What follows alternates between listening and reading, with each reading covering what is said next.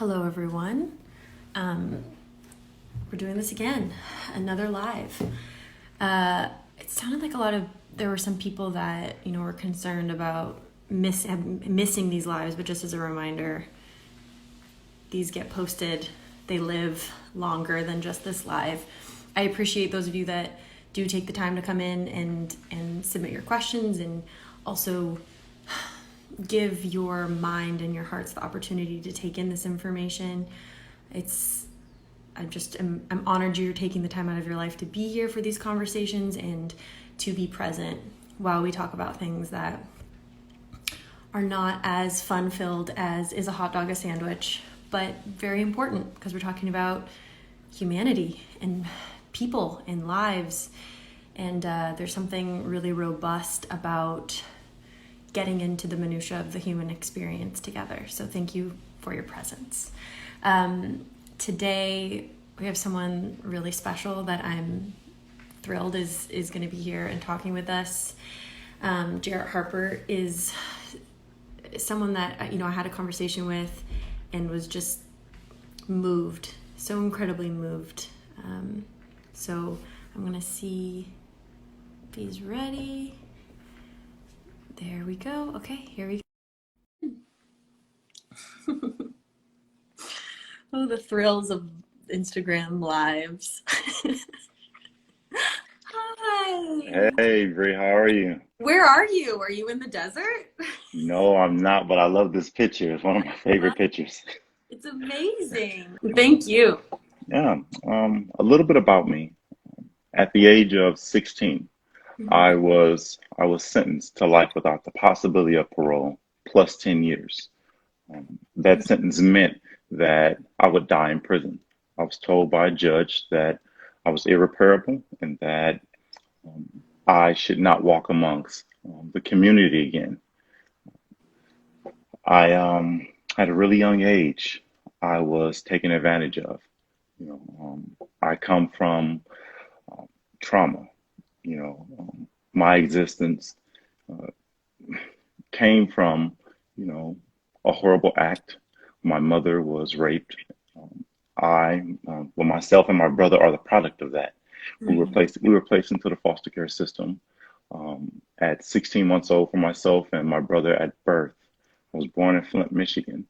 And I ended up in multiple abusive foster homes. At the age of 6, I met the neighborhood bike repairman, and he befriended me. He was like a father to me.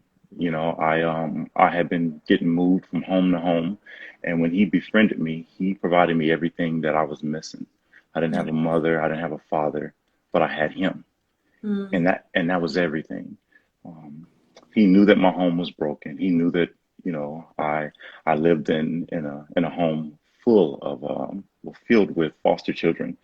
And one night after getting abused, I ran to his house, which his home was my safe place. And all the love and happiness he he uh, he took that from me. All that became shame and pain and hurt and harm when he molested me, and that went on until I was 13. As I got older, I had a lot of issues as a kid. I really couldn't talk about it. He wasn't someone who I was fearful of. He wasn't someone who I considered a monster. He was someone that I loved. He was Mm. someone that I cared about. So to protect him was to protect myself.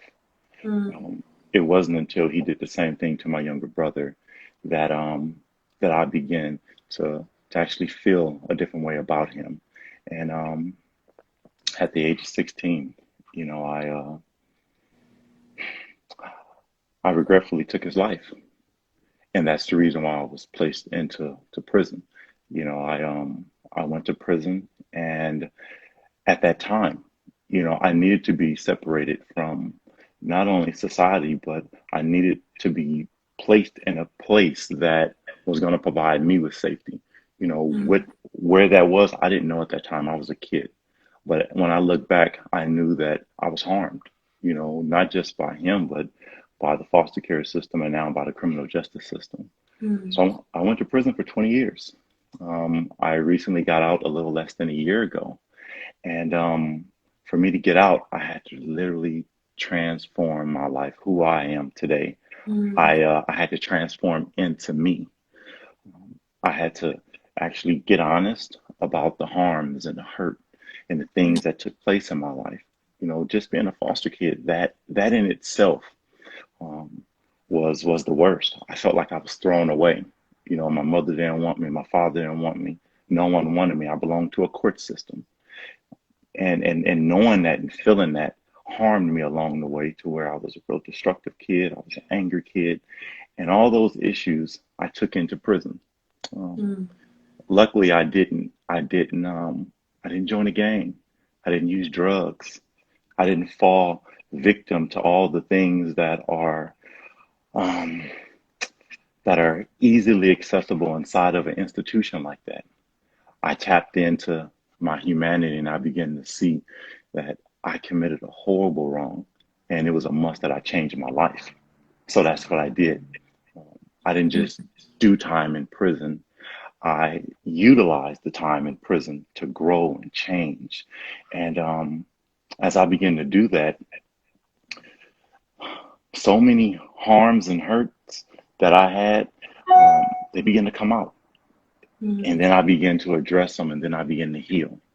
And I began to help people, right? That same remorse and guilt that lived inside of me, it became fuel to Mm. serve other people. So I began to help the men inside of prison change Mm. their lives. I began to help them, you know, connect to their humanity and understand that just because we were raised a certain way, or we came from a certain community, doesn't make that us. Mm. It doesn't, right? We have the power of choice. Um, and you know, Viktor Frankl, one of my Yeah, good one of friends, my one favorite books. yeah, not too long ago, I was just talking to one of my good friends, and we were talking about Viktor Frankl, and one of Man the for Meaning, for those that man, want, great, great read. great book. That book changed my existence. Mine too. Right, I didn't understand the power of choice because someone else always had the choice to put me somewhere that I didn't want to be, and Mm. I couldn't wrap my young brain around what was taking place. But as I aged, as I grew, I understood, you know, the privilege of choice, you know, and the power of choice. And I Mm. began to help men see that while inside.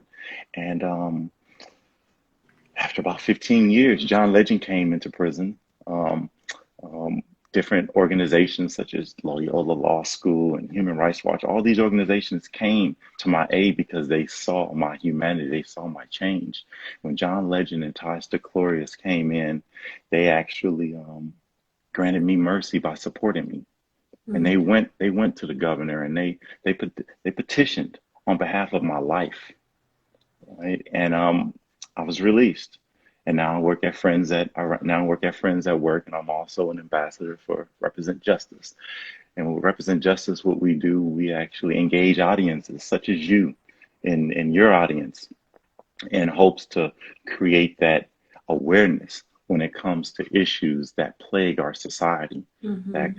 that that actually no longer serve us in a way that's Mm. productive, right? Mm. It's actually we actually speak towards those systems that strip um, the humanity out of our society. You know, so those are just some of the different things that I'm doing, a little bit of who I am, and yeah. So Thank you. Thank you. And you that's